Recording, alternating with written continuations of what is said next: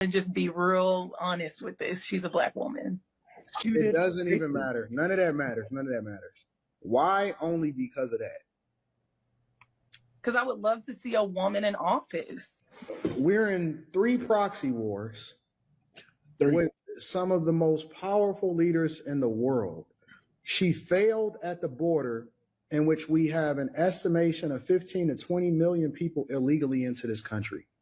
That is literally overtaking and bankrupting Chicago to the tune of over $400 million per year, and they're in a deficit. Oakland is going out of business. San Francisco ditto. California, $65 billion deficit. New York, they're literally cutting trash, in which they are the rattiest, dirtiest city, and they've taken up resources as far as free healthcare, free hotels to the tune of $600 a day. They're literally taking over your schools.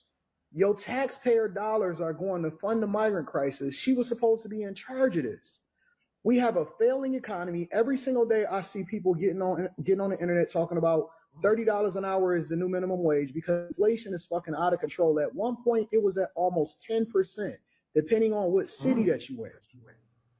She has no policy, no record to stand on. One of the biggest things that she did in her career was lock up more Black men than ever before. But we sitting here and vote her in office on identity politics. The very person that she was under as far as the president of the United States of America, she called him racist during a debate, which shows you how fake she is.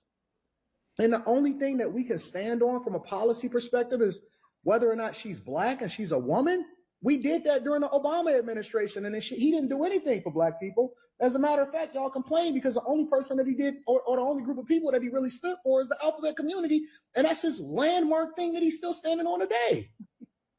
So the only thing that we have to stand on is identity politics. That shit didn't work with Tiffany Henyard in Dayton, Illinois. It didn't work with Karen Bass. It didn't work with Lori Lightfoot in Chicago. It didn't work with Brandon Johnson that then took over her position in Chicago. It didn't work with Andre Dickens in Atlanta. It didn't work with Eric Adams in New York. It doesn't work across the country. Every single Democratic city is a hellhole.